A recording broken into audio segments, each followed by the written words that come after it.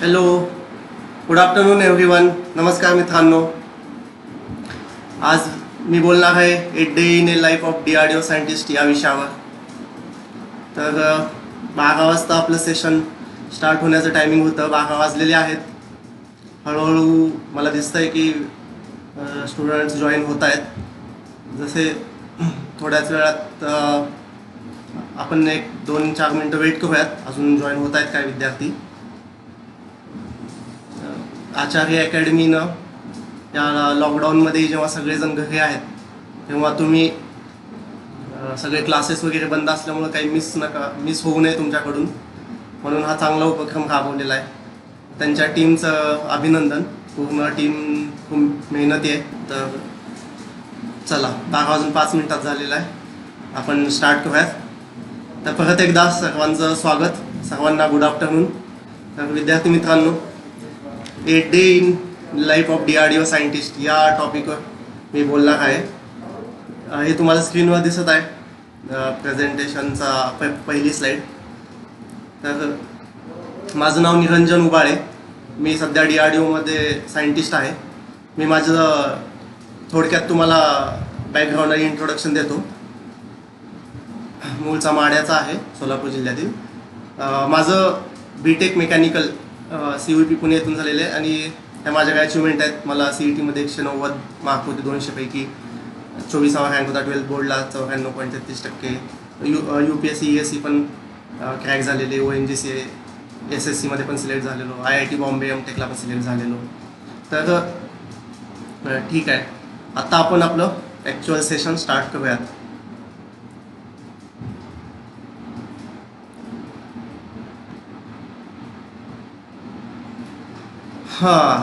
तर सर्वांना सायंटिस्ट हा जेव्हा तुम्ही शब्द ऐकता तेव्हा डोक्यात काय इमेज येते सर्वात आधी? की तुम्ही काहीतरी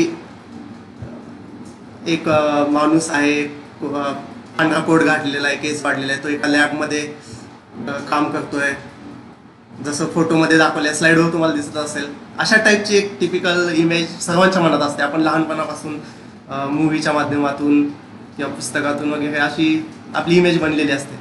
तर हे एका प्रकारे काही सायंटिस्टचं काम असतं. पण सायंटिस्टचं काम ह्याच्यापेक्षा खूप मोठं आणि खूप ब्रॉड काम आहे. सर्व क्षेत्रांमध्ये सायंटिस्टचं काम असतं. आणि जसं की सायंटिस्टचं तुम्हाला जगभरातील फेमस सायंटिस्टची नावं विचारली तर आईन्स्टाईन, न्यूटन, एडिसन हे लगेच तुमच्या डोक्यात येतात. मी फोटो त्यांचे लावलेले आहेत. तसंच भारतातील सुद्धा काही फेमस सायंटिस्ट आहेत. APJ अब्दुल कलाम, होमी भाभा, विक्रम साराभाई, रामानुजन. तर हे काय आपल्या फेमस सायंटिस्टची नावं आहेत. तर तुमच्या डोक्यात एक इमेज बनलेली आहे सायंटिस्टची. मग तेच तुम्हाला ॲक्च्युअल, मी स्वतः सध्या सायंटिस्ट आहे तर सांगेन की काय असतं सायंटिस्टचं जीवन, काय असतं त्यांचं काम, कसं या क्षेत्रात यायचं, सायंटिस्ट कसं बनायचं. तर तुम्ही शेवटपर्यंत राहा, शेवटपर्यंत ऐका, तुम्हाला सगळं सांगेन मी. ठीक आहे, आपण नेक्स्ट स्लाइडवर मूव्ह ऑन होऊयात.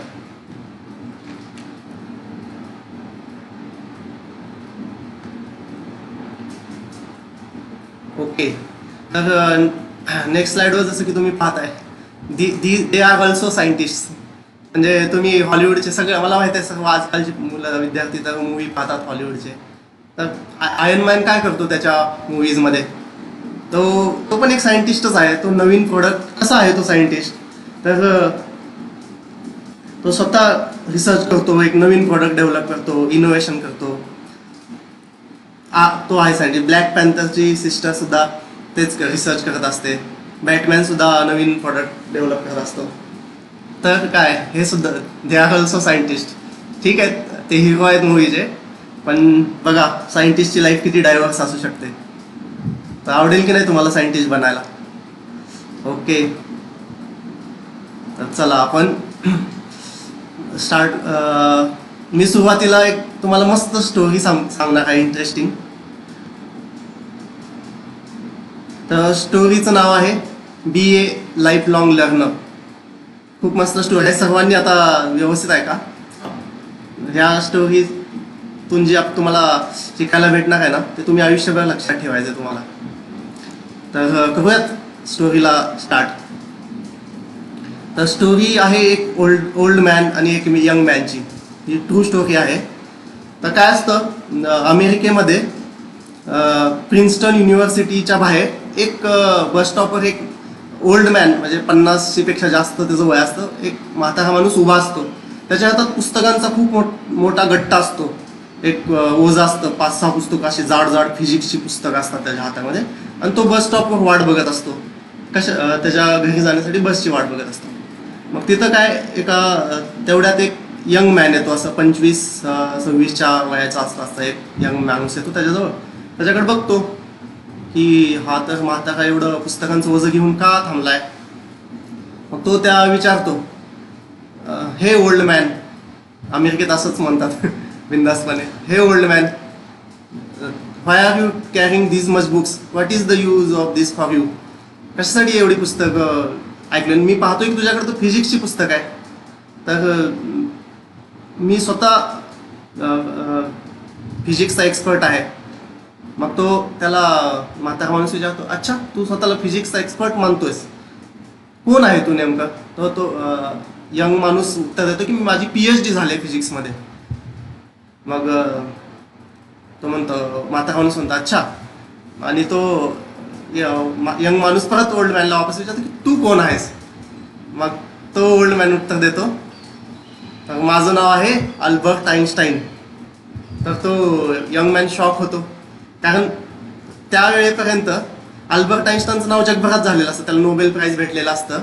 पण कसं त्यावेळेस आजच्यासारखी TV नव्हती, त्यावेळेस आजच्यासारखं इंटरनेट नव्हतं, त्यामुळं लोक असे नावानं ओळखत असतात पण चेहऱ्यानं ओळखत नसतात. मग हा यंग मॅन शॉक होतो आणि त्याला उभा राहतो, म्हणतो की अरे तुम्ही तर स्वतः फिजिक्सचे एक्सपर्ट आहात एकदम, सॉरी मी तुम्हाला असं म्हणायला नव्हतं पाहिजे, तुम्ही ग्रेट आहात, तुम्ही एक्सपर्ट आहात. तर आईन्स्टाईन त्याला उत्तर देतो, सगळ्यांनी लक्षात ठेवा काय उत्तर देतो. आईन्स्टाईन त्याला उत्तर देतो की I am not expert of physics, I am still a student of physics and I will always be student of physics. तर हे आईन्स्टाईनचं उत्तर असतं. आपली गोष्ट इथंच संपते. तर यामधून शिकण्यासारखं काय होतं सर्वात महत्त्वाचं, की तुम्ही कितीही मोठे बनला लाईफमध्ये तरी तुम्ही नवीन नवीन गोष्टी शिकण्याचं तुमची जी आवड असते ती कधीच तुम्ही विसरली नाही पाहिजे. तुम्ही जरी मोठे झाला तरी तुम्ही शिकत राहिलं पाहिजे. जेव्हा तुम्ही नवीन नवीन गोष्टी शिकत राहता, आता हे आईन्स्टाईनचं आणि पुस्तकांचं उदाहरण दिलं, तुम्ही कोणत्याही माध्यमातून स्वतःला शिकत राहिलं पाहिजे, अपडेट करत राहिलंच पाहिजे. स्किल हे खूप महत्त्वाचं आहे लाईफमध्ये. ठीक आहे, तर हा मोरल स्टोरीचं सर्वांनी लक्षात ठेवायचं आहे. ओके, तर मी जातो पुढच्या स्लाइडला.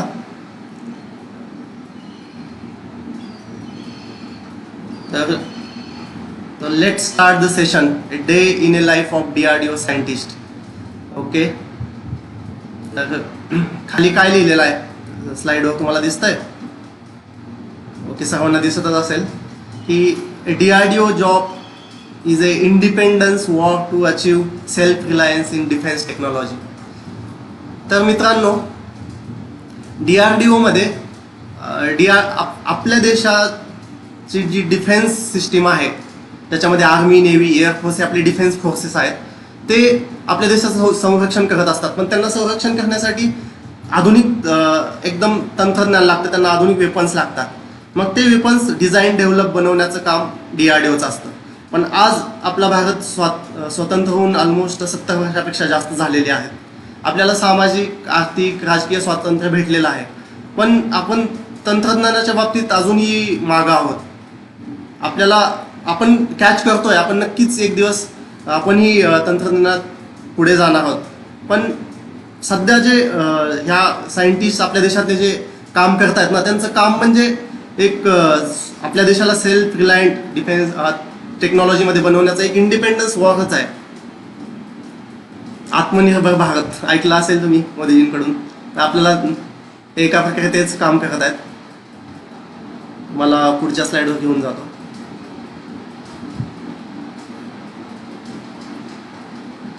तर DRDOचा लॉंग फॉर्म आहे डिफेन्स रिसर्च डेव्हलपमेंट ऑर्गनायझेशन. काय आहे DRDOचा long form? Defence research development organisation. तर नावातूनच क्लिअर होत आहे की डिफेन्स टेक्नॉलॉजी, वेगवेगळे वेपन्समध्ये रिसर्च अँड डेव्हलपमेंट करणं हे मुख्य एम असतं. मग ह्याच्यामध्ये कोणते कोणते प्रोडक्ट्स, कोणते कोणते तंत्रज्ञान येतं, तर तुम्ही जसं स्लाईडवर पाहू शकता की मिसाईल आहे. एक इथं मी उदाहरण दिलेलं आहे, फोटो दिलेला आहे ब्राह्मोस मिसाईलचा. तर हे ब्राह्मोस मिसाईल बनवणं, त्या मिसाईलचं सगळं त्याचे पार्ट्स वगैरे, त्याचं डिझाईन करणं, कसं वर्क करतं, सगळं हे सायंटिस्टच्या ब्रेन चाइल्ड असतं. हे त्यांनी सगळं आधी इमॅजिनेशन करून, सायंटिस्टला ना इमॅजिन करावं लागतं सगळ्यात जास्त. इमॅजिन करून ते पहिल्यांदा मग डिझाईन करावं लागतं आणि मग ते डिझाईन मग प्रत्यक्षात आणावं लागतं. ह्याच्यामध्ये भरपूर मेहनत लागते, कधी कधी फेल्युअर पण येतं. पण तुम्हाला अनेक फेल्युअर नंतर तुम्ही ॲक्च्युअल तुम्हाला डिझाईन येतं. इथं उदाहरण दिलेलं एक मिसाईल बनवतात, त्यानंतर फायटर एअरक्राफ्ट बनवतात. सध्या तुम्ही तेजस नावाचं जे लाईट कॉम्बॅक्ट एअरक्राफ्ट आहे ते पण DRDOनं डिझाईन केलेलं आहे. नंतर तुम्ही पाहू शकता की टँक्स, परत कॉम्बॅट व्हेकल्स, या सगळ्या गोष्टी DRDOला डिझाईन कराव्या लागतात. तुम्हाला उदाहरण नाव म्हणजे इथं फक्त फोटोत मी कमी दाखवू शकलेलो आहे, पण मिसाईलमध्ये अग्नी मिसाईल आहे, आकाश मिसाईल आहे, निर्भय मिसाईल आहे, ब्रह्मोस, हे वेगवेगळ्या टाईपची missile, long range, short range, हे डेव्हलप करणं.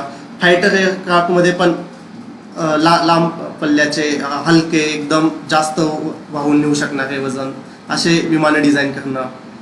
टँक्समध्ये नावात अर्जुन टँक आहे, जो फोटो दिसतोय तो अर्जुन टँक आहे. तर कॉम्बॅट अँड लॉन्च व्हेकल्स, असे वेगवेगळे प्रोडक्ट DRDOचे सायंटिस्ट डिझाईन करतात. तर तुम्हाला वाटत असेल की अच्छा मग काय असतं आमचं ऑफिसमध्ये काम, म्हणजे जाऊन एक्झॅक्टली करतो काय तिथं. तर DRDOच्या लॅब्स असतात, पूर्ण मोठा कॅम्पस असतो, खूप मोठा कॅम्पस असतो. आपल्या देशामध्ये जवळपास टोटल 54 DRDOच्या लॅब्स आहेत आणि ते मोठ्या मोठ्या शहरांमध्येच आहेत. हैदराबादमध्ये मुख्यतः मिसाईलच्या काम होतं, मिसाईलची लॅब आहे. पुण्यामध्ये मुख्यतः टँक्स आणि त्याशी रिलेटेड कॉम्बॅट व्हेकल ह्याच्याशी रिलेटेड लॅब्स आहेत. त्यानंतर बेंगलोरला एअरक्राफ्ट डिझाईन करणाऱ्या लॅब्स आहेत. तर तुमची पोस्टिंग जिथं होती त्याप्रमाणे तुमचं कार्य ठरतं. तर तुम्ही लॅबमध्ये जाऊन मग तुम्हाला काय काय करावं लागतं DRDO सायंटिस्टला.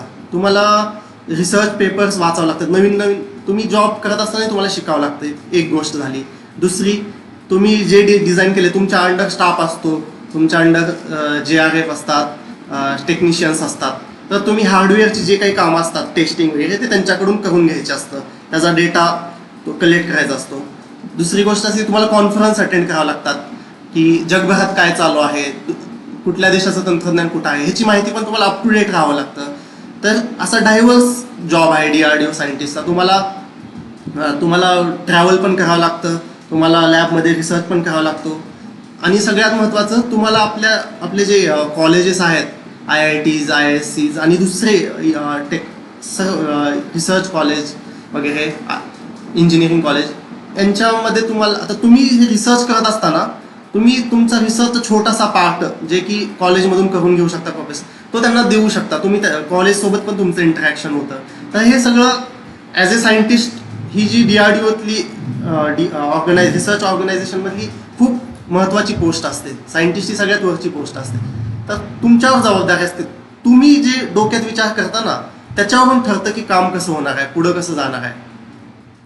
रिसर्च, डिझाईन, इनोव्हेशन आणि मॅथ्स, तुम्ही काही करत असाल, तुमचं मॅथ्स चांगलं असणं गरजेचंच आहे. त्यामुळं मॅथ्स स्ट्रॉंग आत्तापासूनच ठेवा, ज्यांना अशा ऑर्गनायझेशनमध्ये यायचं आहे त्यांनी. ओके, तर हे मी थोडक्यात तुम्हाला कामाबद्दल सांगितलं. ॲक्च्युली मी तुमच्यासाठी PPT तर बनवलेलीच आहे, फोटो वगैरे माध्यमातून बनवलेले आहे. आणि मी बोलण्यासाठी माझ्याकडून काय विसरला जाऊ नये पॉईंट, कारण आजच्या या सेशनमधून जवळपास सर्व पॉईंट्स कव्हर व्हावेत, म्हणून मी पॉईंट्स पण इथं वहीवर लिहिलेले आहेत. तर जसं गरज पडेल तसं मी वहीचा पण रेफरन्स घेईल माझ्या, की काय काय पॉईंट्स मला कव्हर करायचे आहेत. ठीक आहे. इथं तुम्ही DRDOच्या की पर्सनॅलिटीज, फेमस पर्सनॅलिटीजमध्ये APJ अब्दुल कलामांचा फोटो, जे की सर्वच जण ओळखतात APJ अब्दुल कलामांना, ते आहेत. ते स्वतः DRDOचे चेअरमन होते. त्यानंतर सायंटिफिक ॲडवायझर टू रक्षामंत्री बनले. त्यानंतर त्याला मिसाईल मॅन ऑफ इंडिया म्हणून ओळखलं जातं.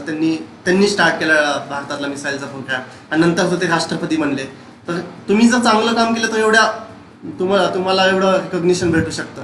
ही ह्याच्यामध्ये पॉवर आहे. ते दुसरा फोटो जो दाखवला आहे ते सध्याचे DRDOचे चेअरमन आहेत, सतीश रेड्डी म्हणून. ते सायंटिफिक ॲडवायझर टू रक्षामंत्री पण आहेत. नंतर जे तिसरा फोटो आहे ते वुमन सायंटिस्ट आहे DRDOमधले. त्यांना मिसाईल वुमन ऑफ इंडिया म्हणून ओळखलं जातं. आणि DRDOची की अचिव्हमेंट मागच्या वर्षी सर्वांनी मार्च महिन्यामध्ये अचानक आपले प्राईम मिनिस्टर मोदीजी TV वर येऊन त्यांनी अनाऊन्स केलं की भारतानं anti satellite missile successfully test केलेलं आहे. हे DRDO आणि इस्रोच्या सायंटिस्टनी मिळून कंबाईनमध्ये ते टेस्ट केलेलं. भारत हा 4था देश बनला मिशन शक्ती या सक्सेसफुली टेस्ट करून. म्हणजे तुम्ही मुव्हिंग जे सॅटेलाइट असतं ना ते शत्रू देशाचं जर ते सॅटेलाइट आपल्यासाठी जर धोकादायक असेल तर आपण इथून मारा करून ते सॅटेलाइट नष्ट करू शकतो. ही त्याची कॅपॅसिटी आहे. तर असा करणारा भारत हा 4थाच देश बनला जगातील. तर ही खूप मोठी अचिव्हमेंट आहे. अशाच भरपूर वेगवेगळे अचिव्हमेंट DRDO करत राहतं. तर मी पुढच्या स्लाईडवर मूव्ह ऑन होतो.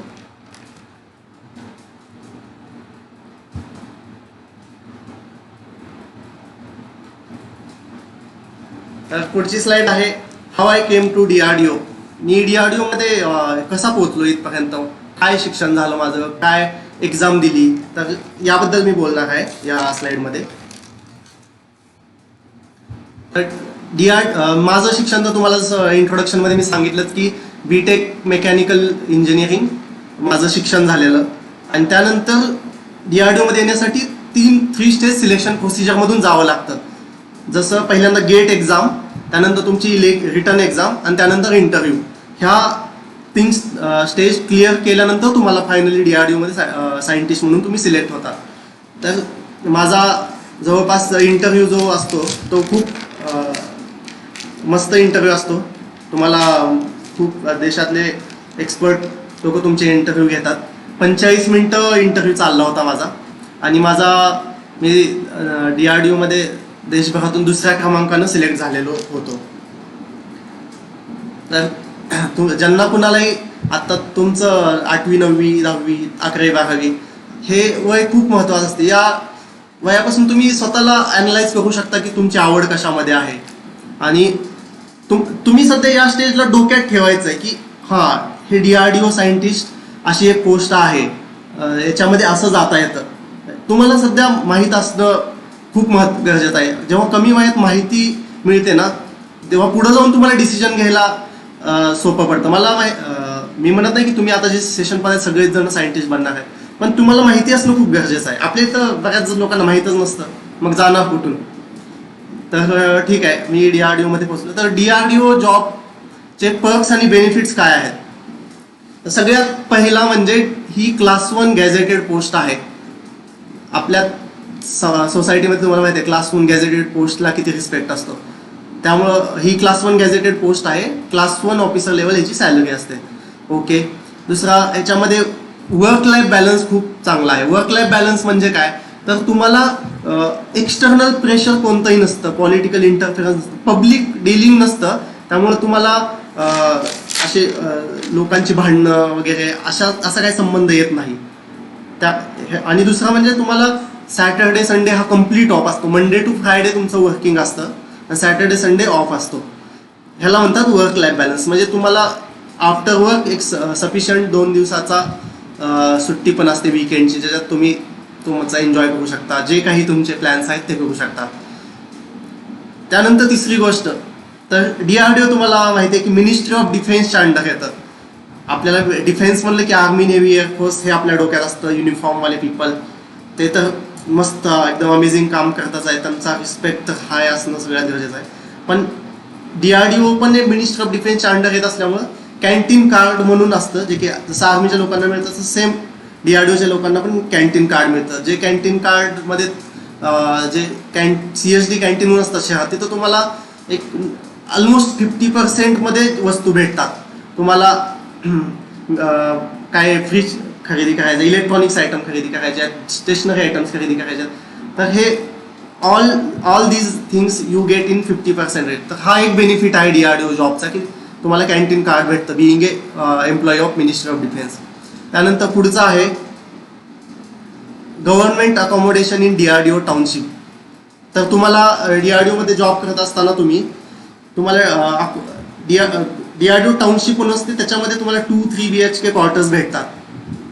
तर ती टाउनशिप एवढी मस्त असते, एवढी लश ग्रीन कॅम्पस असतो, आणि प्लस स्पोर्ट्स अम्युनिटीज पण असतात, स्विमिंग पूल, जिम, ग्राउंड, बॅडमिंटन. जसं मी फोटोत दाखवलेले आहे, इथं तुम्हाला दिसत आहे स्विमिंग पूल, इथं दिसत आहे ग्राउंड.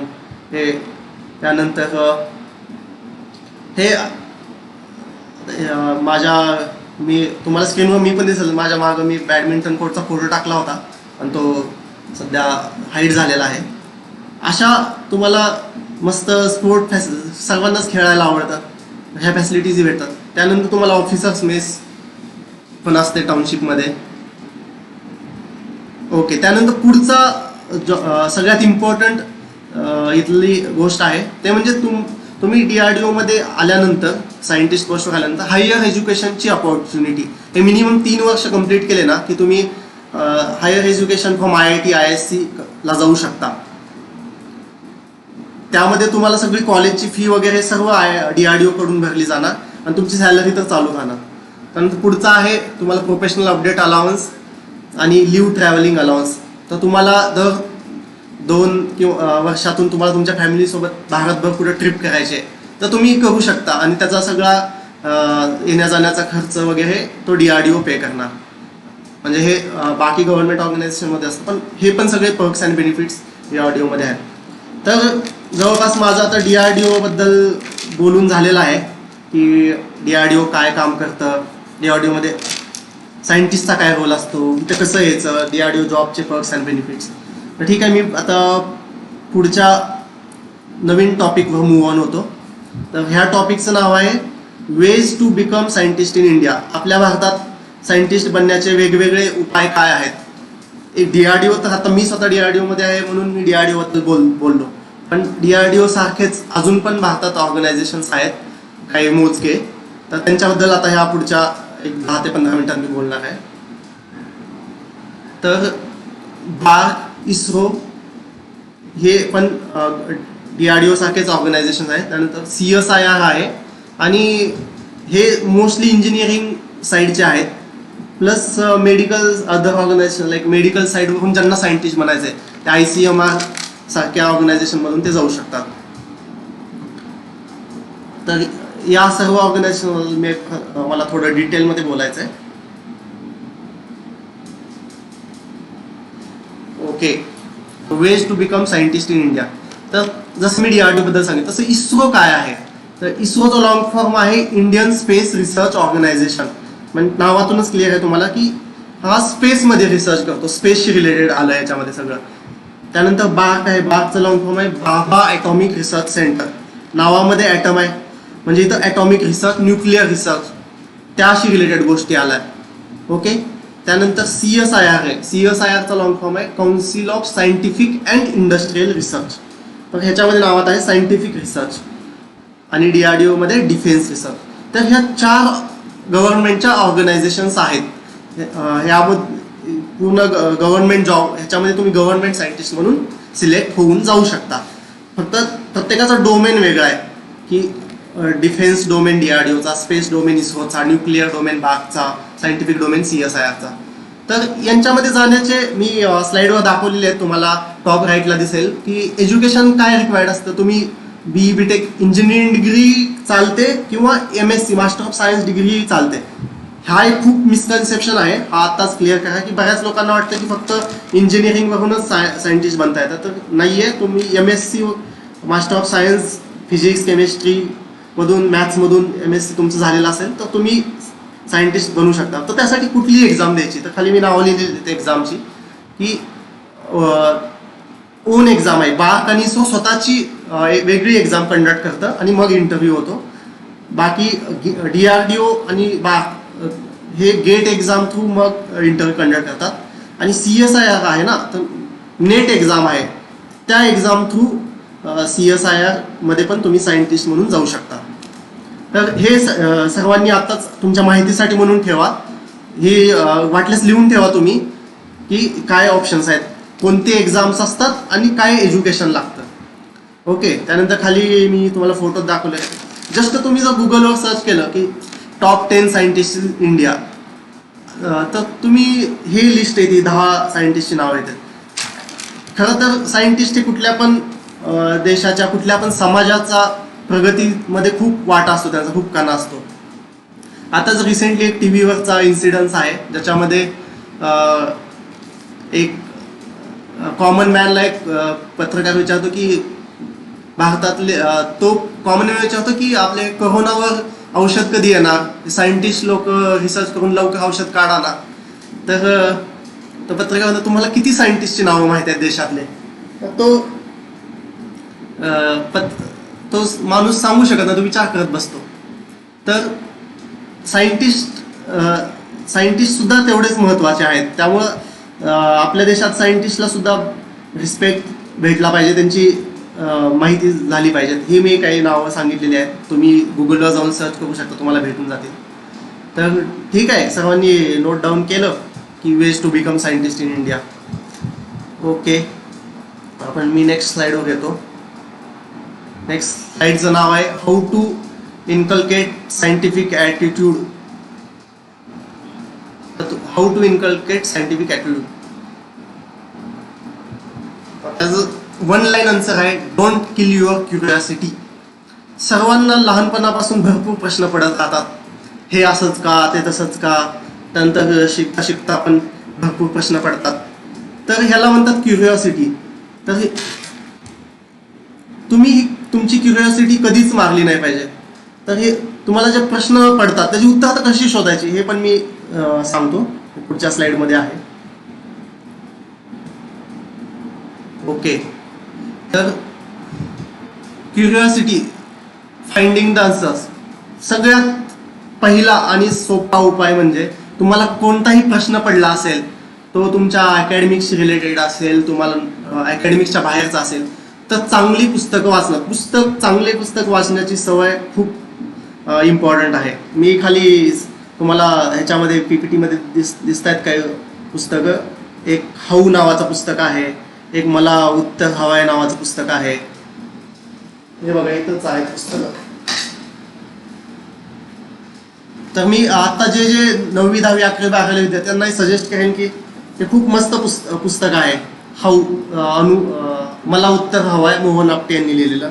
त्यानंतर हे हाऊ नावाचं पुस्तक आहे. याच्यामध्ये एक शाळेच्या विद्यार्थ्यांना कळेल एवढ्या सोप्या भाषेत. हे तर CSIRचं स्वतःचं पब्लिकेशन आहे.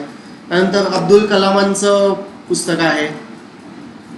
हे पुस्तकं तुम्ही नक्की वाचली पाहिजे. तर सगळ्यात तुमच्या प्रश्नांची उत्तरं शोधण्याचा पहिला उपाय म्हणजे read the good books. Okay, सर्वांनी चांगली पुस्तकं वाचायला सवय. दुसरा आहे, आता नवीन तंत्रज्ञान आहे, गुगलवर सगळी उत्तरं अवेलेबल असतात. आपल्याला काही प्रश्न पडले आपण गुगल लगेच सर्च करतो. पण ह्या गुगलचा इफेक्टिव्ह वापर करणं खूप महत्त्वाचं आहे. जस्ट गुगल इट एवढ्यानं आपल्याला गुगलवर कधी कधी अनऑथराईज किंवा थोडी चुकीची माहिती पण भेटू शकते.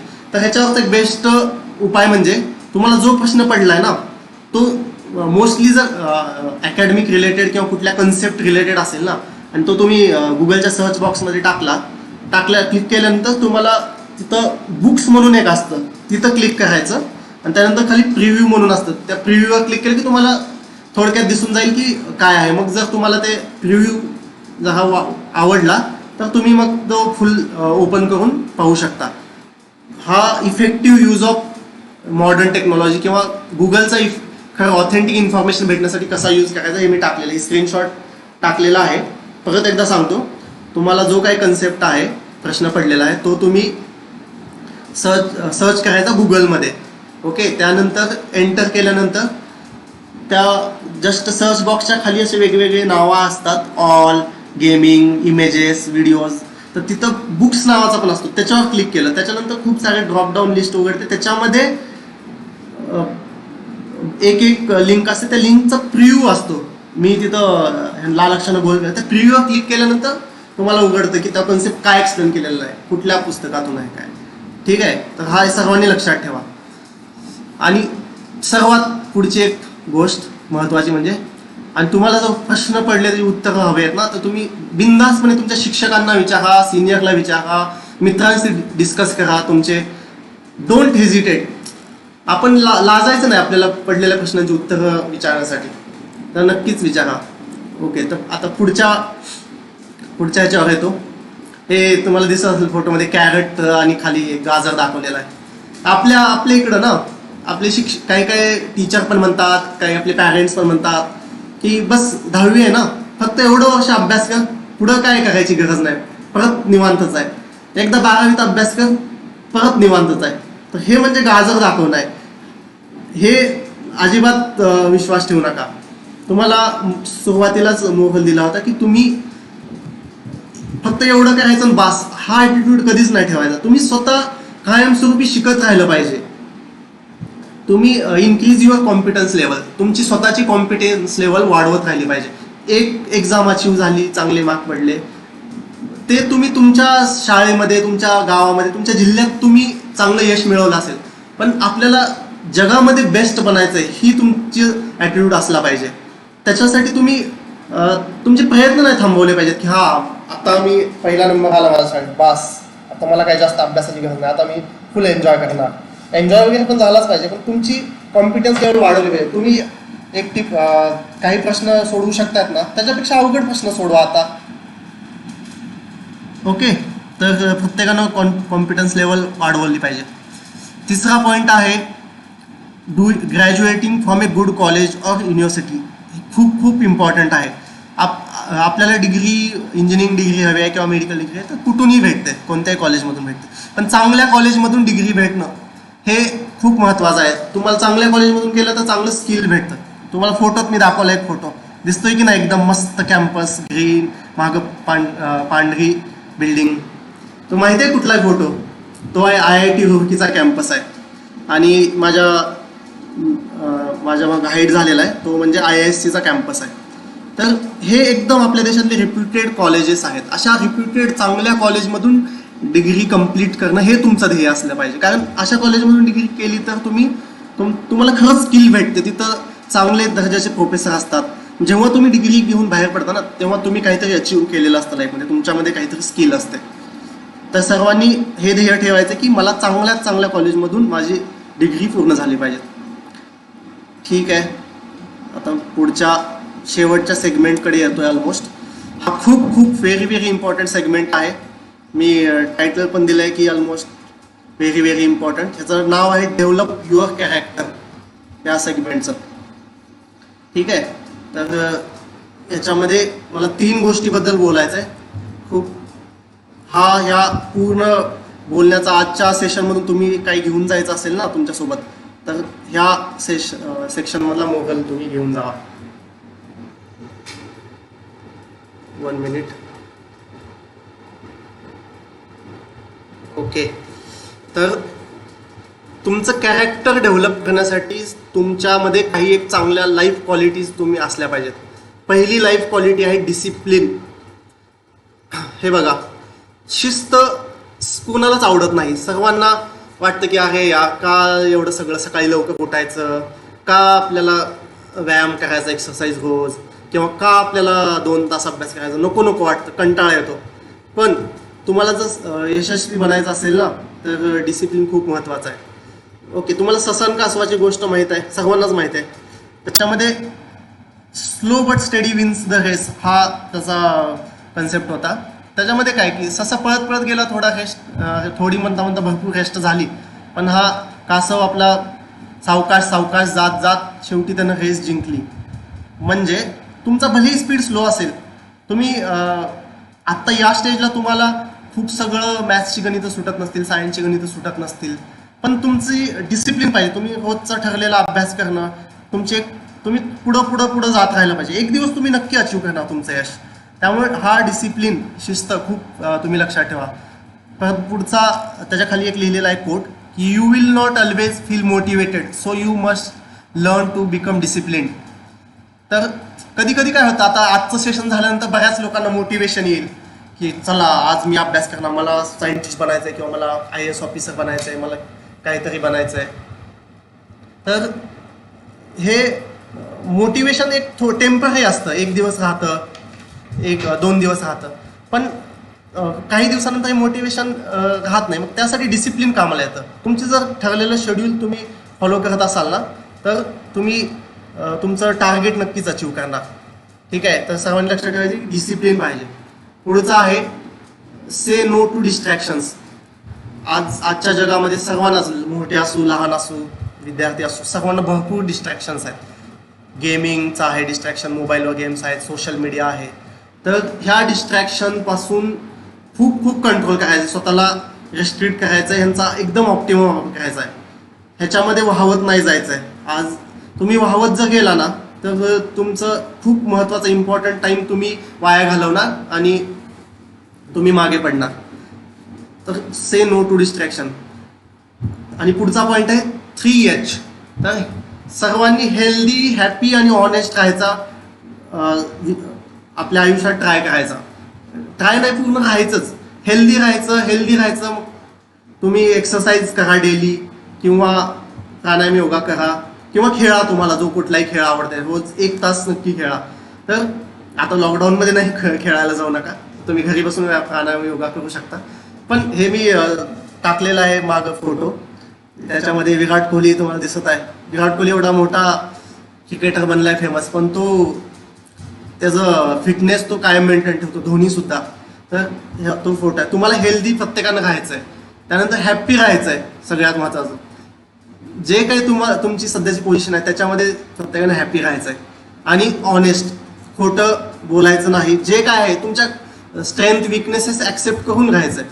तर पण हे सोपं नसतं. हे म्हणायला खूप सोपं वाटतं की ऑनेस्ट राहायचंय, मला हॅप्पी हेल्दी राहायचंय, मोबाईलपासून.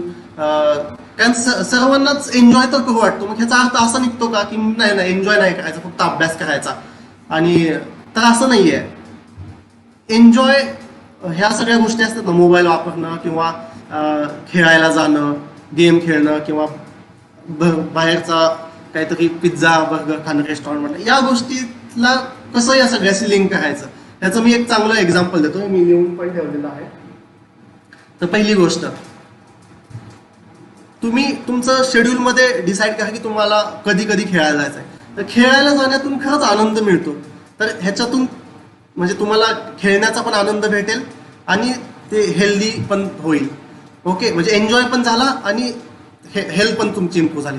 पुढची गोष्ट आहे, तुम्हाला गेम खेळायचे आहे ना, तर तुम्ही मोबाईलवर गेम खेळायचे, तर चांगली गेम खेळा. मोबाईलमध्ये चेस आहे, चेसमुळं आपलं कॉन्सन्ट्रेशन वाढतं थोडं. अशा चेससारखी चांगली गेम खेळा, पण त्याचं पण टायमिंग रिस्ट्रिक्ट ठेवा. मग याच्यामुळं तुमचं कॉन्सन्ट्रेशन वाढतं आणि तुम्हाला गेम खेळायचा जो काही एन्जॉय होतो तो पण होतो. ठीक आहे, म्हणजे दोन्ही झाली गोष्ट, एन्जॉय पण झाला आणि तुमच्यात काहीतरी इम्प्रूव्हमेंट पण झालं. तुमच्या एन्जॉयमुळे तुमच्यात इम्प्रूव्हमेंट झाली पाहिजे. ओके, त्यानंतर पुढची गोष्ट की तुम्हाला बऱ्याचदा बाहेरचं काहीतरी खाऊ वाटतं, बर्गर खाऊ वाटतं, पिझ्झा खाऊ वाटतं. मग काय, पण हे सारखं खाणं हेल्थसाठी चांगलं नाही आहे. पण कधीतरी महिन्यातून एकदा वगैरे खाणं, आपल्या मित्रांसोबत किंवा फॅमिलीसोबत जाणं, ह्याच्यामध्ये काही प्रॉब्लेम नाही. हे तुम्ही ठरवलं पाहिजे की आपल्याला कधी जायचं. ह्याच्यामुळे काय ते तुम्ही क्वालिटी टाईम स्पेंड करता तुमच्या फ्रेंड्ससोबत, आणि म्हणजे तुमचा एन्जॉय पण झाला आणि इम्प्रूव्हमेंट काय झाली की तुमचा क्वालिटी टाईम स्पेंड झाला. ठीक आहे, या अशा माध्यमातून एन्जॉय आणि लाईफ इम्प्रूव्हमेंट ह्यांचा मेळ घातला पाहिजे. म्हणजे असं नाही की तुम्ही एन्जॉय करताना तुमचा वेळ वाया जातोय. एन्जॉय आणि तुमचं इम्प्रूव्हमेंट सायमल्टेनियसली गेलं पाहिजे. तर राहणार सगळेजण हेल्दी, हॅपी आणि ऑनेस्ट. जर सगळेजण हॅपी राहिले तर आपला भारत पण नक्कीच हॅपी बनेल. ओके, तर आपण सेशन शेवटाकडे येतो सेशनच्या. त्याचं एका स्टोरीनं आपण एंड करणार आहोत. Let's end the session with a amazing story. स्टोरीचं टायटल आहे डोंट अंडरमाइन एनी वर्क. आपण स्टार्टिंगला त्या ओल्ड मॅन, त्या आईन्स्टाईन आणि यंग मॅनची स्टोरी ऐकली होती, तुम्हाला सांगितली. तर अशीच एक सिमिलर पण जरा वेगळी स्टोरीनं आपण एंड करणार आहोत. एंड झाल्यानंतर मी हे घेईल, लोकांची उत्तरं घेईल कमेंटची. तर काय असतं, ही परत अमेरिकेत घडलेली गोष्ट आहे, 19वे शतक असेल. तर काय असतं, अमेरिकेच्या रोडवरून एक सार्जंट त्याच्या 3-4 सैनिकांचा एका गाडीतून जात असतो. ठीक आहे. त्याची मग गाडी अचानक एका रस्त्याच्या कडेला खड्ड्यात अडकून जाते. गाडी काय पुढं निघतच नसते खड्ड्यातून बाहेर. सार्जंट म्हणजे अमेरिकेमध्ये एक खूप मोठ्या पदावरचा अधिकारी सैन्यात, जसं आपल्याकडे कर्नल, ब्रिगेडियर पदाचे खूप मोठे अधिकारी असतात, तसं तिकडं सार्जंट पदाचा अधिकारी. मग तो गाडीतून उतरतो आणि त्याच्या 2-4 सैनिकांना पण उतरायला होतो. तो चला तो त्यांना ऑर्डर, तो दूर उभा राहतो, त्यांना ऑर्डर द्यायला लागतो की अरे सगळ्यांनी ढकलान पडदिशी गाडी काढा बाहेर, मला घाई झाले, मला पोचायचंय माझ्या ठिकाणी लवकर. मग ते 2 सैनिक, एक सैनिक आतमध्ये स्टेअरिंगवर बसलेला असतो आणि 2 सैनिक धक्का मारत असतात. पण ते काय गाडी काही केल्या पुढे जात नसते, त्यांना 2 लोकांचा फोर्स कमी पडत असतो. पण हा काय करत नसतो. मग तेवढ्यात रोडच्या कडेनं अजून एक गाडी चाललेली असते. मग तो गाडीत बसलेला एक माणूस पाहतो की अरे इथं धक्का मारतात. मग तो गाडी थांबवतो. तो पाहतो की हा एक सर्जंट त्यांचा नुसता त्यांना आदेश देतोय, स्वतः तर काही मदत करत नाही. मग तो उतरून येतो आणि तो सार्जंटला म्हणतो की अरे तू काय बघत बसलाय, तू पण धक्का लाव ना, नाही मगच तर ते लवकर होईल. तो म्हणतो नाही म्हणला, हे धक्का मारायचं काम वगैरे सैनिकांचं आहे, मी यांचा अधिकारी आहे, मी का काम करू यांच्यासोबत. मग तो माणूस म्हणतो, तो ऐकतो त्याचं, त्याला कळतं की हा खूप गर्विष्ठ माणूस आहे. स्वतः जातो आणि धक्का मारतो. तर 3 लोकांचा धक्का लागतो. तसं तो गाडी त्यातून खड्ड्यातून बाहेर येते आणि आता स्टार्ट व्हायला जाण्यासाठी तयार राहते. मग हा सार्जंट त्या माणसाला म्हणतो की तू वाचशील, तू धक्का दिला, थँक्यू फॉर युअर हेल्प. मग तो म्हणतो की, तो सर्जंट माणूस म्हणतो की तू कोण आहेस, तू म्हणजे जनरली अमेरिकेत कसं आहे, कोणी काही थँक्यू वगैरे शेवटी नाव विचारायची पद्धत असते, शेवटी विचारतात नाव देतात. तर तो विचारतो सार्जंट की तुझं नाव काय. तो म्हणतो माय नेम इज अब्राहम लिंकन. तर तो असतो अब्राहम लिंकन, जो की पुढे जाऊन US चा प्रेसिडेंट बनतो.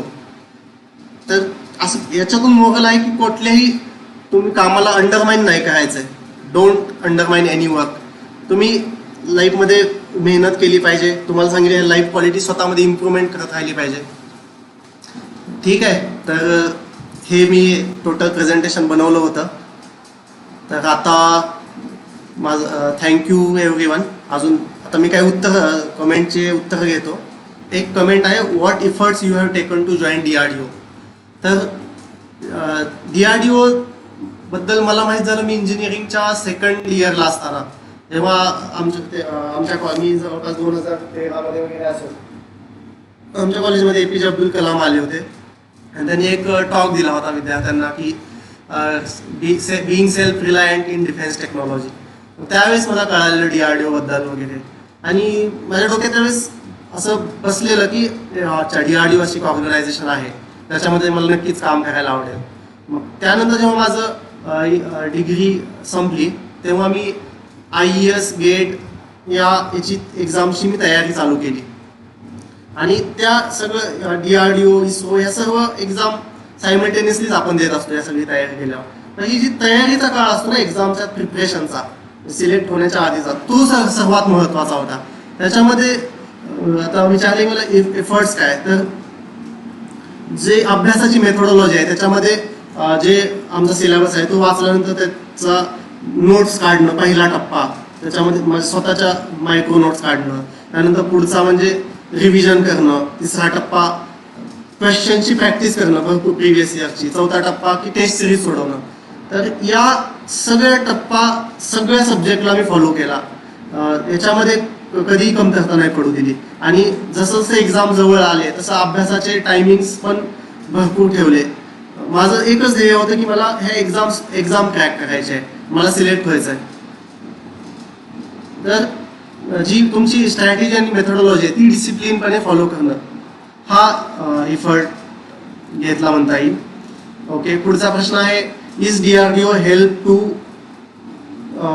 Help AI for missile defence. मला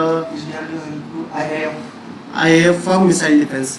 ओके, हा तर प्रश्न आहे की is DRDO is helping for IAF for missile. Indian air force साठी मिसाईल डिफेन्ससाठी DRDO हेल्प करतं का? तर बघा, मिसाईल म्हणजे एक मिसाईल नसतं, मिसाईलमध्ये व्हरायटी ऑफ कॅटेगरी असू शकते.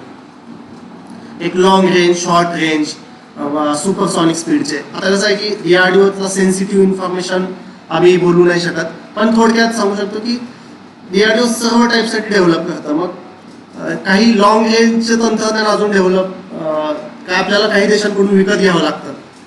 तर तेच तर ध्येय आहे पुढे DRDOचं, की आपल्याला स्वतःच्या बळावर आपल्याला उभा करायचंय. तर याचं उत्तर आहे की काही मिसाईल्स आहेत जे इंडियन एअरफोर्सला डिफेन्ससाठी नक्कीच मदत करतात. जसं आकाश एक मिसाईल आहे जे सरफेस टू एअर आहे, म्हणजे सरफेसवर तैनात केलं जातं. आकाशातून काय घोटाळा आला तर तो धोका आला तर तो तिथून लॉन्च होतो. पुढचा प्रश्न आहे DRDO's लेटेस्ट प्रोजेक्ट. ओके, तर पुढचा क्वेश्चन आहे DRDO's लेटेस्ट प्रोजेक्ट काय आहेत. आता ॲक्च्युली ही सेन्सिटिव्ह इन्फॉर्मेशन आहे, ती नाही देत आहेत, मी नावं नाही सांगू शकत. पण मी थोडक्यात हेच सांगेल की एरिया सांगू शकेल की मिसाईल डेव्हलपमेंट आहे, एअर डिफेन्स आहे, टँक्स आहेत, त्यानंतर फायटर एअरप्लेन, इंडियाचं स्वतःचं 5th generation fighter aircraft develop करणं. ऑल फायटर एअरक्राफ्ट म्हणजे जमिनीवर पण उड्डाण घेऊ शकणार, त्या पाण्यातली जी आपली हे असते ना, युद्ध नौका असते ना पाण्यात, नेव्हीकडे, त्याच्यावर लँड होऊ शकणार आपण, हे सगळे डेव्हलप करणं. तर पाणबुड्या डेव्हलप करणं. ओके, हे सगळे प्रोजेक्ट चालू असतात. ओके, पुढचा प्रश्न आहे what is anti satellite. Okay, तर मगाशी मी थोडक्यात एक्सप्लेन केलं होतं. तुम्हाला डिटेलमध्ये तुम्ही गुगलवर जर यूट्यूबवर जाऊन टाकलं की anti satellite missile India mission Shakti, तर तुम्हाला तो व्हिडिओ क्लिपिंग येऊन जाईल. पण मी थोडक्यात सांगतो परत एकदा की आता भारत आणि बरेच देश सॅटेलाइट सोडतात आकाशामध्ये. सॅटेलाइट मुख्यतः आपला डेटा कलेक्ट करण्यासाठी, हवामानाचा वगैरे, तसंच मिलिटरीचा सर्व्हिलियन्स करण्यासाठी पण सोडतात. तर समजा आपला कोणता तरी एक शत्रू देश त्यांच्या सॅटेलाइटनं आपलं सर्व्हिलियन्स करत आहे आपल्या देशावर आणि तो आपल्याला नुकसानदायक आहे, तर आपल्याला त्याचं ते सॅटेलाइट मग उद्ध्वस्त केलं पाहिजे. तर त्याच्यासाठी आपण जमिनीवरून एक असं मिसाईल सोडतो जे वर जातं आणि त्या सॅटेलाइटला उडवतं. तर हे सोपं नसतं. ते सॅटेलाइट तो स्टेशनरी नसतो, तो मूव्ह होत असतो भरपूर स्पीडनं. तर त्याला ट्रॅक करून करणं खूप महत्वाचं आहे. ओके, तर ते म्हणजे अँटी सॅटेलाइट मिसाईल. अशा ज्या धोकादायक, सगळे सॅटेलाइट धोकादायक नसतात, फक्त काही सॅटेलाइट धोकादायक असतात, त्यांना उडवणारं मिसाईल म्हणजे anti satellite missile. Vedant Jadhav यांनी एक प्रश्न विचारलाय, sir how can I prepare for GATE exam, means books, reference books, study materials, other things. Okay, तर गेट एक्झाम ही मुख्यतः ऍप्लिकेशन ओरिएंटेड एक्झाम आहे. याच्यामध्ये तुम्हाला थिअरी क्वेश्चन कमी असतात, तुम्हाला तुमची कन्सेप्ट आधी क्लिअर असणं महत्वाचं आहे. त्यानंतर तुम्ही त्याची भरपूर प्रॅक्टिस केली पाहिजे. आता याचा स्पेसिफिक प्रश्न आहे की exam books, reference books, study material and other things. तर तुम्ही जर कॉलेजमध्ये असाल तर मी सजेस्ट करेल की मेड इझी या क्लासचे क्लास नोट्स, क्लास नोटबुक हे पहिला सोर्स पाहिजे, ज्याच्यामध्ये तुम्ही पहिल्यांदा वाचलं पाहिजे क्लास नोटबुक. ओके, पुस्तकांमध्ये भरपूर लिहिलेलं आहे, तुम्हाला तेवढा सफिशियंट टाइम नसणार आहे तुमच्याकडे की हे 4 महिन्यात 6 महिन्यात फिनिश करायचं. पुस्तक खूप टाइम येतो. सो तुम्ही क्लास नोटबुक वाचणे, त्यानंतर प्रिव्हियस इयर सोडवणे आणि त्यानंतर टेस्ट सिरीज देणे. ओके, पुढचा आहे how to think about new ideas, which basis.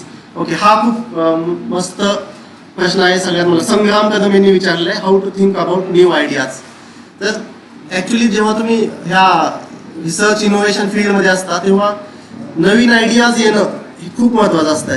तर सगळ्यात त्यासाठी इमॅजिन केलं पाहिजे, मोठे डिफरंट काहीतरी इमॅजिन केलं पाहिजे, काहीतरी स्वप्न पाहिली पाहिजेत. त्याच्यावर तुमच्या ह्याच्या इमॅजिनेशनवर तुम्ही बंधन नाही टाकलं पाहिजे. पुढचा क्वेश्चन आहे how to become NDA officer. Okay, हा आहे अविनाश लिपारे यांनी प्रश्न विचारलेला आहे, how to become NDA officer, national defence अकॅडमीमध्ये ऑफिसर. ॲक्च्युली कसं आहे, आपल्या इंडियन आर्म फोर्सेसमध्ये तुम्हाला जर ऑफिसर म्हणून जायचं असेल तर 2 वेज आहेत, एंट्री पॉइंट्स आहेत. एक आहे तुम्ही 12वी वरून त्यांची NDA ची एक्झाम देणं, रिटर्न एक्झाम, आणि त्यानंतर त्यांचा एक 5 दिवसाचा SSB इंटरव्ह्यू म्हणून असतो, तो क्रॅक करणं. मग जर तुम्ही तो 12वी वरूनच क्रॅक केला तर तुम्हाला 3 ते 4 वर्षे जे पुण्यामध्ये NDAचं कॉलेज आहे तिथं तुम्हाला ट्रेनिंग दिलं जातं, आणि त्यानंतर तुम्हाला आपल्या डिफेन्स फोर्सेसमध्ये ऑफिसर म्हणून डायरेक्टली एंट्री मिळते. दुसरा उपाय आहे जेव्हा तुम्ही तुमचं ग्रॅज्युएशन कम्प्लीट कराल, कशातूनही BA, BSc, MSc, BTech, BCom, कशातूनही ग्रॅज्युएशन कम्प्लीट झालं ना की तुम्ही CDS म्हणून एक लेखी एक्झाम असते, ती एक्झाम दिल्यानंतर तुम्हाला SSB इंटरव्ह्यूचा कॉल येतो, आणि तो SSB इंटरव्ह्यू म्हणजे ऑलमोस्ट 5 दिवसाची सिलेक्शन प्रोसिजर असते. आपल्या देशातली सगळ्यात टफेस्ट प्रोसिजर असते ती. तर त्या प्रोसिजर मधून तुम्ही फायनली सिलेक्ट झाल्यानंतर मग तुम्ही बनता. आता ह्याचा स्पेसिफिक NDA साठी प्रश्न होता, तर त्यासाठी तुम्हाला मग 11th-12th मध्ये त्या NDA साठी तयारी करावी लागेल. आपल्या इकडे काय होतं की मोस्टली 11वी किंवा 12वी मध्ये असणारे विद्यार्थी आयदर मेडिकल नीटची तयारी करतात किंवा इंजिनिअरिंग JEE ची तयारी करतात.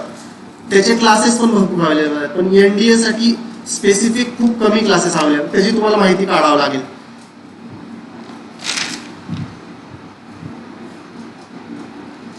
ओके, पुढचा प्रश्न आहे नितीन माने यांनी विचारले, can we join DRDO by any branch of engineering like aeronautical or aerospace?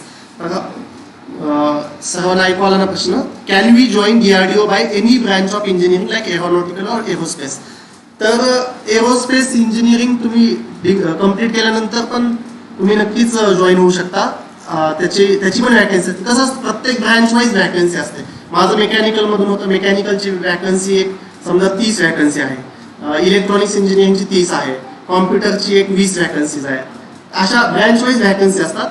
Aeronautical इंजिनिअरिंगच्या कमी वॅकन्सीज असतात, खूप ऑलमोस्ट इयरली लेस दॅन 10 वॅकन्सीज असतात. तर एरोनॉटिकल इंजिनिअरिंग मधून तुम्ही केलं तर तुम्हाला फक्त कॉम्पिटिशन जास्त असेल तिथं, पण तुम्ही जॉईन करू शकता एरोनॉटिकल इंजिनिअरिंग नंतर पण. आणि ऑलमोस्ट ऑल ब्रँच मधून तुम्ही म्हणजे main core branch computer, electronics, mechanical, metallurgy, even civil engineering सुद्धा हे करून तुम्ही DRDO सायंटिस्ट येऊ शकता. ओके, पुढचा आहे which college did you study? Avinash Lipar यांनी विचारलाय. तर माझं BTech मेकॅनिकल COEP पुणे, ज्याचं म्हणजे असं तर टोपण नाव आहे COEP पुणे. हे गव्हर्नमेंट कॉलेज आहे, आपल्या महाराष्ट्रातलं ऑलमोस्ट टॉप मोस्ट कॉलेज आहे. Government college of engineering Pune, हे ऑटोनॉमस गव्हर्नमेंट एडेड कॉलेज आहे. हे खूप मस्त कॉलेज आहे. तुम्ही नक्कीच, तुम्हाला सिलेक्शन झालं तर मी सजेस्ट करेल की या कॉलेजमधून जावं. आपल्याला IITs माहीत आहेत चांगले, IIT Roorkee, IIT Bombay, IIT Delhi, तसंच COEP सुद्धा चांगलं कॉलेज आहे. पुढचा प्रश्न आहे which branch is best for DRDO? Tanishk Chandgude यांनी विचारलाय which branch is best for DRDO. तर DRDO मध्ये मी म्हणेल की व्हॅकन्सी वाईज बघितलं, खरं तर ही ब्रँच तुम्ही तुमच्या आवडीनं निवडली पाहिजे, तुम्हाला ज्याच्यामध्ये आवड आहे. कारण असं थोडेच आहे की तुम्ही DRDO मध्ये सिलेक्टच होणार. आपल्या देशात कॉम्पिटिशन एवढं आहे की तुम्ही DRDO मध्ये यायचंय म्हणून मेकॅनिकल ब्रँच घेतली आणि तुमचं सिलेक्शन नाही झालं तर तुम्हाला तुमच्याकडे अदर ऑप्शन पण पाहिजेत. तर त्यामुळे ब्रँच तुमच्या आवडीची पाहिजे, पहिली गोष्ट. दुसरं, जर तुम्हाला ब्रँच आवडीचा आता काही माहीत नसेल तर मेकॅनिकल आणि इलेक्ट्रॉनिक्स या दोनच्या व्हॅकन्सी सगळ्यात हायएस्ट असतात, आणि या दोनचं काम पण सगळ्यात जास्त असतं. तर मी म्हणेल की आयदर मेकॅनिकल किंवा इलेक्ट्रॉनिक्स ENTC हे दोनपैकी एक ब्रँच सिलेक्ट करा. पुढचा प्रश्न आहे अविनाश लिपार यांचा, how to become para commander? Okay, seriously मला याच्याबद्दल माहीत नाहीये, सॉरी, मी नाही सांगू शकत. पुढचा प्रश्न आहे सुधा खोत विजयमाला पाटील यांचा, aeronautical is nice or mechanical? Okay, तर मस्त प्रश्न आहे. एरोनॉटिकल चांगले आहे की मेकॅनिकल? तर मेकॅनिकल मध्ये जेव्हा तुम्ही इंजिनिअरिंग डिग्री कम्प्लीट करतात ना, तर तेव्हा तुम्हाला मेकॅनिकल जर लार्जर आहे, त्यानंतर तुम्हाला तुमचं वर्क पोस्टिंग कुठेही होऊ शकतं. टँक्स बनवण्याच्या डिव्हिजन मध्ये होऊ शकतं, रोबोटिक्स मध्ये होऊ शकतं, तुमचं मिसाईलवर होऊ शकतं, किंवा एअरक्राफ्टच्या तिथं पण होऊ शकतं. म्हणजे कुठल्याही फील्डमध्ये होऊ शकतं मेकॅनिकल वाल्याचं. पण एरोनॉटिक्स वाला जेव्हा करतो ना तेव्हा तो आयदर मिसाईल किंवा एअरक्राफ्ट ह्या दोन पैकीच होतं. तर तुम्हाला जर या दोन पैकी जायचं असेल तर एरोनॉटिक्स चांगला आहे, पण एरोनॉटिक्सच्या जागा कमी असतात आणि तुम्हाला मेकॅनिकल घेतलं तर तुमचं पोस्टिंग कुठे येऊ शकतं पण जागा जास्त आहे.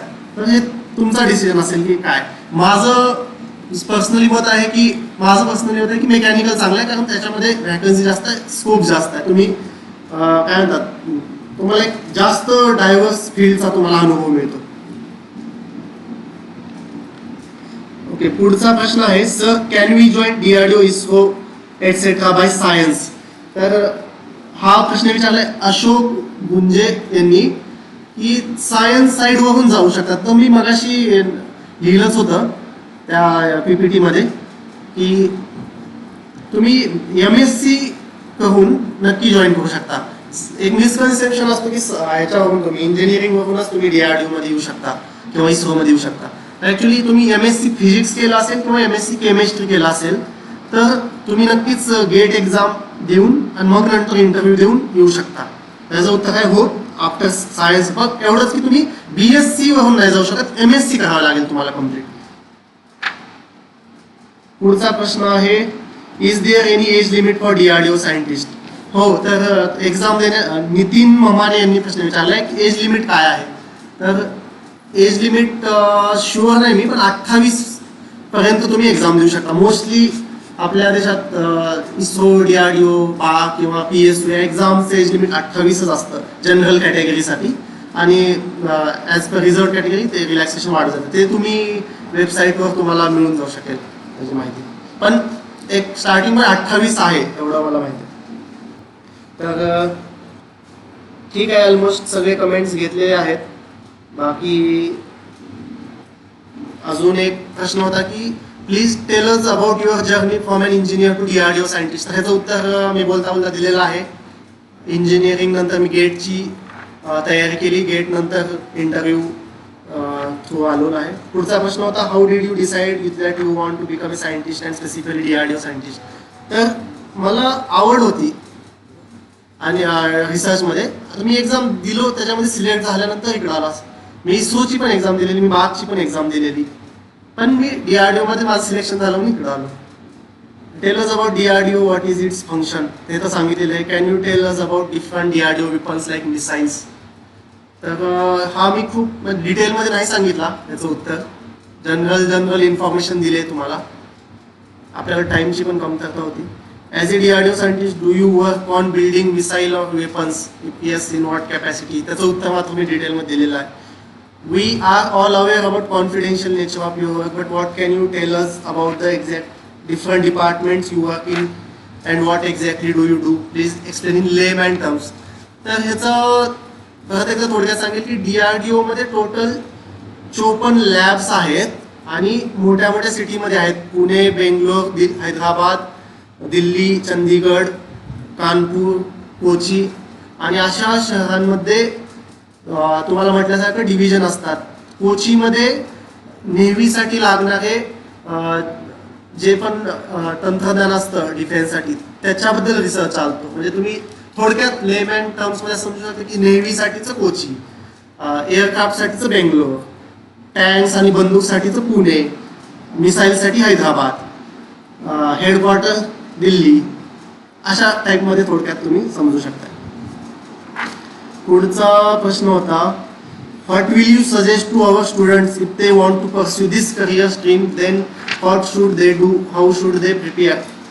तर तुम्हाला सांगेल की या साईडने यायचं असेल तर तुमचं सायन्स आणि मॅथ्स स्ट्रॉंग असणं खूप महत्त्वाचं आहे. जेवढं तुमचं सायन्स आणि मॅथ्स स्ट्रॉंग करता येईल, बेसिक जेवढं स्ट्रॉंग करता येईल या स्टेजला, 9वी-10वीच्या विद्यार्थ्यांनी त्यांचं रेग्युलर पुस्तकातला अभ्यास करून प्लस NTSC, MTSC किंवा अशा ज्या एक्झाम असतात ना, कॉम्पिटेटिव्ह एक्झाम, अजून कुठली एक्झाम असते, ऑलिम्पियाड वगैरे, अशा एक्झाम नक्की देत हवा, जेणेकरून तुमचं बेसिक स्ट्रॉंग होत राहील, तुम्हाला चॅलेंजेस मिळत जातील. आणि 11वी-12वीच्या विद्यार्थ्यांनी जे इंजिनिअरिंग साईडची तयारी करते JEEची, त्यांनी तर ऑब्व्हियसली भरपूर प्रॅक्टिस करा. परत एक अगेन मॅथ्स, फिजिक्स खूप स्ट्रॉंग करा. ओके, तर ठीक आहे. ओके. सर्वांना परत एकदा धन्यवाद. तुम्ही सेशन ऐकलं नक्कीच. तुम्ही मी होप की तुमच्यातले काही जण DRDO मध्ये नक्की येतील. आणि परत एकदा आचार्य अकॅडमीचे पण धन्यवाद. Thank you. Let's end this session. Bye bye.